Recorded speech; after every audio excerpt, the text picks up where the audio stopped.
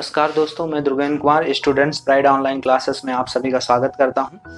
और आज हमारा जो सबसे पहला वीडियो है वो है भारत का इतिहास। और भारत के इतिहास में हम सबसे पहले उसका इंट्रोडक्शन देखेंगे, उसको समझेंगे और क्या हमें पढ़ना है उसके बारे में हम डिस्कस करेंगे। जो हमारा नेक्स्ट टॉपिक होगा उसमें प्रागैतिहासिक काल होगा। जो नेक्स्ट वीडियो होगा, जो मेन वीडियो होगा, वहाँ से स्टार्ट करेंगे प्रागैतिहासिक काल को और उसको बहुत ही डिटेल्स में पढ़ेंगे। उसके बारे में हम जानेंगे क्या महत्वपूर्ण है और क्या क्या पढ़ना है हमें। तो सबसे पहले हम भारत का इतिहास जो उसका इंट्रोडक्शन देख लेते हैं। उसके कौन से टॉपिक्स हमारे लिए बहुत ही ज़्यादा इम्पॉर्टेंट है, कौन से पढ़ने हैं, वो सारी चीज़ें हम देखेंगे।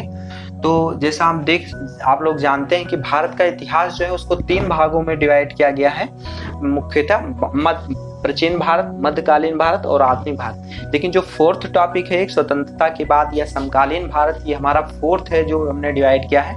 इसको हम इसलिए लिख रहे हैं क्योंकि जो अब यूपीएससी और यूपी पीसीएस है उसमें ये बहुत महत्वपूर्ण मतलब हो गया है और ये एक अलग से सिलेबस में अगर देखा जाए तो इसको लेकर चलते हैं। तो इसके बारे में हम देखेंगे। तो प्राचीन भारत में हम देखेंगे साक्ष्यों का आधार। सबसे पहले प्राचीन भारत को देखते हैं। इसको साक्ष्यों के आधार पर 3 भागों में डिवाइड किया गया है। प्रागैतिहासिक काल, जिसको प्रस्तर युग कहते हैं, और उसके बाद आद ऐतिहासिक काल, ऐतिहासिक काल। प्रागैतिहासिक काल इसलिए कहते हैं प्रस्तर युग, ये क्योंकि प्रस्तर मतलब जो है पाषाण होते हैं, और प्रागैतिहासिक काल इस समय जो आदिमानव था वो खुले आसमान के नीचे रहता था। उस समय कोई सभ्यता नहीं थी और आदिमानव जो था वो एक शिकारी के रूप में था, वो खाद्य संग्राहक के रूप में जाना जाता था। और इस काल में जो मानव था वो अपने जो हथियार थे वो पाषाण से बनाता था, उसी से शिकार करता था और पूरी तरह से ही पाषाण के बने उपकरणों का ही उपयोग करता था। तो इसीलिए इसको प्रागैतिहासिक काल कहते हैं, क्योंकि इसमें कोई लिखित साक्ष्य नहीं है।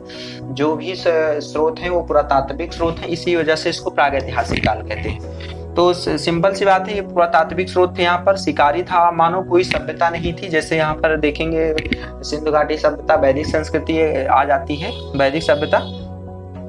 तो यहाँ पे कोई सभ्यता नहीं थी। यहाँ पे सिंधु घाटी और वैदिक सभ्यता का जन्म होता है इस आदि ऐतिहासिक काल में। यहाँ पे लिखित कोई साक्ष्य नहीं है, पाषाण के ऊपर ही सारा है। तो प्रागैतिहासिक काल को फिर 2 भागों में देखेंगे, पाषाण युग और ताम्र युग। ताम्र पाषाणिक संस्कृति भी इसे बोलते हैं। पाषाण युग को 3 भागों में बांटा गया, पुरा पाषाण काल, मध्य पाषाण काल और नव पाषाण काल। पुरा पाषाण काल में वही मानव पाषाण पर ही पूरी तरह से निर्भर था, वो उसी के उपकरण बनाता था, जैसा कि हमने पढ़ा। और इसका जो समय था 5 लाख से 10,000 ईसा पूर्व का था। मध्य पाषाण काल का समय 10,000 से 8,000 ईसा पूर्व माना जाता है, जो 2000 वर्षों तक था।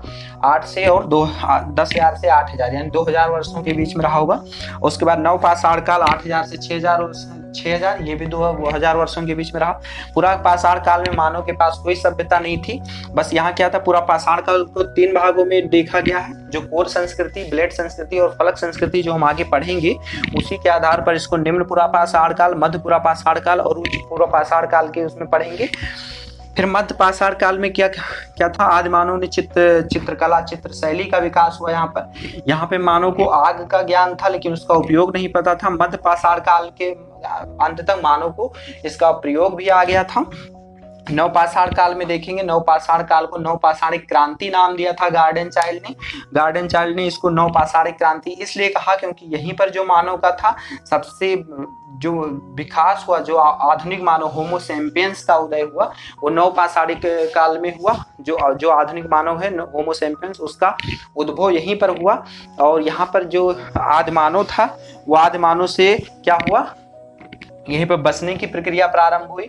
वो कबीले में रहने लग गए और उसके बाद फिर पशुपालन के साक्ष्य मिलते हैं हमें, कृषि के साक्ष्य मिले हैं। और कृषि के साक्ष्य में हम देखेंगे कई सारे उसको दलहन और अनाजों का बहुत अच्छा वो हो गया था।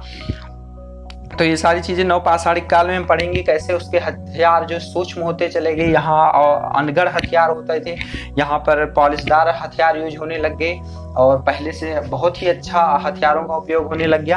फिर हम ताम्र युग को पढ़ेंगे। ताम्र युग में देखेंगे ये धातु है, तांबे का ज्ञान होता है, इसको ताम्र पाषाणिक संस्कृति बोलते हैं, क्योंकि तांबे के साथ साथ वो पाषाण पर ज्यादा निर्भर था।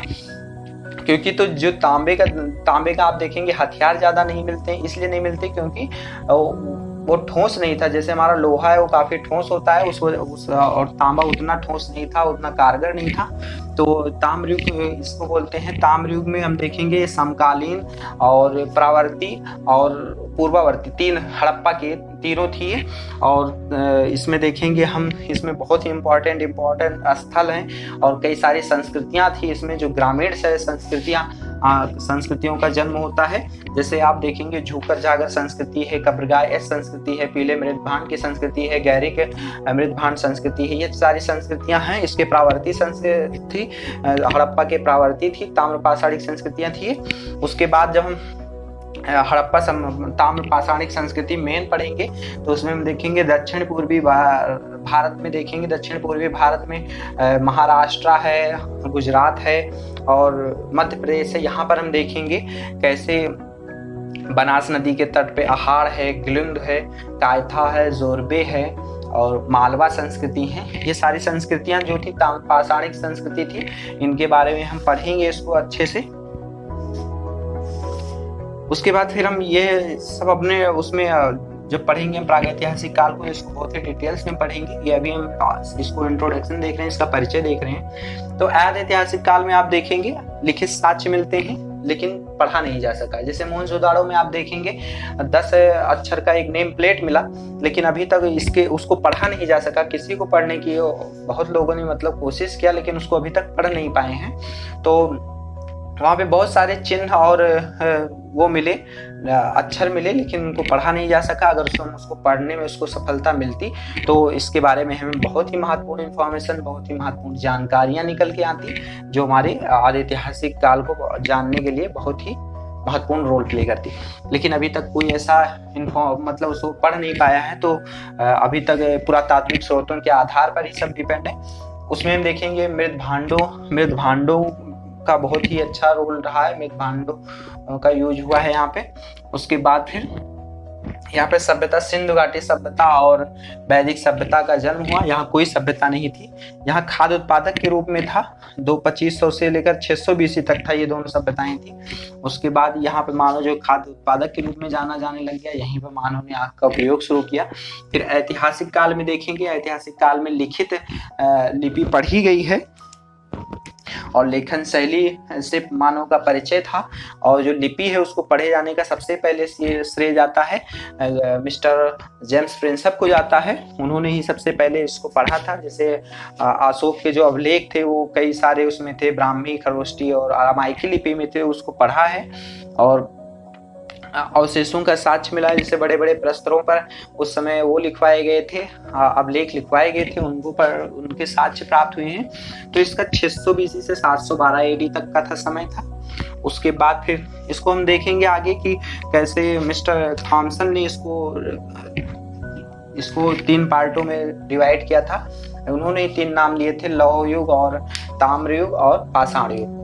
तो ये सारी चीजें हम आगे बढ़ेंगे। ठीक, अभी मध्यकालीन भारत को देखेंगे, 712 से लेकर 1707 ईस्वी तक था।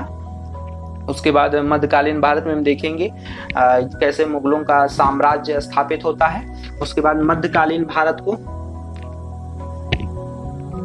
आधुनिक भारत में हम पढ़ेंगे। मध्यकालीन भारत के बाद हम आधुनिक भारत में पढ़ेंगे। 2 पार्टों में मुगलों का पतन होता है यहाँ पर, और यूरोपियन कंपनियां, जो कंपनियां, विदेशी कंपनियां यहाँ पे आती तो हैं व्यापार के बहाने, और यहाँ पर अपना राज्य स्थापित करती हैं और पूरी तरह से अपना साम्राज्य स्थापित करने के बाद मुगलों को वहाँ से हटा देती हैं। उसके बाद जब पूरी भारत में इनका साम्राज्य स्थापित हो जाता है, फिर धीरे धीरे 1857 में एक क्रांति होती है, जो आप सभी ने देखा हो गया, उस पर मूवी बनी है मंगल पांडे वाला। तो सेम वही किस्सा होता है 1857 में। 1857 की जो क्रांति है उसमें क्या होता है कि एक ये चिंगारी के रूप में काम करती है और इसकी जो आग है वो पूरा भारत में फैलती है। फिर 1857 से 1947 तक बहुत सारे आंदोलन हुए और इसी भारतीय राष्ट्रीय आंदोलन को हमें पढ़ना है। उसके बाद फिर स्वतंत्रता के बाद के समकालीन जो भारत है ये इसी का पार्ट है, लेकिन हम क्या करेंगे, इसको अलग से हमने एक टॉपिक के रूप में रखा है, क्योंकि यूपीएससी और यूपीपीसीएस का बहुत ही फेवरेट है और यहाँ से क्वेश्चन आते हैं और इसमें वर्ल्ड हिस्ट्री का भी कुछ लेना देना है, तो इस वजह से हम इसको पढ़ेंगे अच्छे से। तो स्वतंत्रता के बाद समकालीन भारत का जो समय है 1947 के बाद 1964 तक का था। तो ये सारी चीज़ें हैं, या अभी इंट्रोडक्शन था, परिचय था। अब हम इसको डिटेल्स में इस वाले टॉपिक को उठाएंगे और इसको पढ़ेंगे, ठीक है। इन तीनों को पढ़ेंगे अपने अगले वीडियो में। मैं सिलेबस का बताऊँ, सिलेबस कुछ लोगों को ऐसा है सिलेबस समझने में दिक्कत होता है, तो सिलेबस को हमने एक अपने इसमें इंडेक्स में ऐसे डिवाइड कर रखा है जो आप लोगों को बहुत ही अच्छे से ये टॉपिक, एक एक टॉपिक आपका तैयार होता जाएगा। हमने एक एक टॉपिक को ऐसे ऐसे उठाएंगे, उस पर वीडियो बनाएंगे और उसको पढ़ेंगे। बस मैं कहूँगा आप इस सिलेबस के अकॉर्डिंग मैं वीडियो बना के इसको आपको डालता रहूँगा, आप यहाँ से देखते रहिए। लेकिन आप इसके साथ साथ आप NCERT को जरूर पढ़ें। अगर आप बिगिनर्स हैं तो 6 से लेकर 12 तक की NCERT को जरूर पढ़ें, और हो सकता है पहली बार में समझ में ना आए तो एक दो बार जब आप NCERT को बिना समझे पढ़िए एक बार, और दोबारा थोड़ा थोड़ा समझ में आने लग जाएगा, तीसरी बार आप उसको फिर उस पर नोट्स बनाइए। तो आप NCERT को जब आप पढ़ेंगे तो उससे क्या होगा, आपकी जो लिखने का वो है वो भी तैयार होगा, लिखने की शैली इम्प्रूव होगी। और आप इसको लिखिए, आप PDF पर रिलायबल मत रहिए। जो PDF है वो आप इकट्ठे कर लेंगे लेकिन आप उसको पढ़ नहीं पाएंगे, लेकिन जब आप लिखेंगे इसको तो आपका इंटरेस्ट बनेगा इस पर और आप इसको पढ़ भी पाएंगे। तो अब मैं कहूँगा कि आप इसको लिखिए और PDF पे मत ज़्यादा फोकस करिए, क्योंकि PDF इकट्ठी करते जाएंगे, क्योंकि PDF डाउनलोड करना बहुत आसान होता है। जब आप देखते हैं तो इसमें मेहनत लगती है और आपको याद भी होगा। तो ये सिलेबस को हम ऐसे ही पढ़ेंगे, एक एक टॉपिक को उठाएंगे, और इसके साथ आप NCERT को जरूर पढ़ें, जरूर से जरूर। और आप बिगिनर्स हैं तो 6 से लेकर 12 तक की NCERT पढ़ें। और अगर आपने पहले से NCERT पढ़ रखी है तो अगर आपने पहले से NCERT पढ़ रखी है तो आप क्या करिए, 9 से लेकर 12 तक की NCERT को पढ़ डालिए। और मैं कहूँगा कि आप इस वीडियो को NCERT को पढ़ेंगे तो और कोई बुक्स पढ़ने की ज़रूरत नहीं है। हाँ, जब आपका ये दोनों तैयार हो जाए अच्छे से और सिलेबस पूरा कंप्लीट हो जाए तो आप क्या कीजिए, आप अपना रेफरेंस बुक उठाइए और उसको ज़रूर पढ़िए। NCERT रेफरेंस कोई एक रेफरेंस बुक लीजिए, बहुत सारी बुकें इकट्ठी करने की ज़रूरत नहीं है। तो ये इंट्रोडक्शन था, और ये इसके बाद हम अपना टॉपिक शुरू करेंगे। प्राचीन भारत का इतिहास आप देख लिए, यही चीज़ें हम पढ़ेंगे, यहीं से सारी महत्वपूर्ण चीज़ों को पढ़ना है। तो सबसे पहले हम प्राचीन भारत को पढ़ेंगे। प्राचीन भारत में प्रागैतिहासिक काल को, आदि ऐतिहासिक काल को, ऐतिहासिक काल को डिटेल्स में पढ़ेंगे। एक दो वीडियो में हम इसको समाप्त कर देंगे। जो बहुत इंपॉर्टेंट स्थान होंगे हम उन्हीं को पढ़ेंगे। वैसे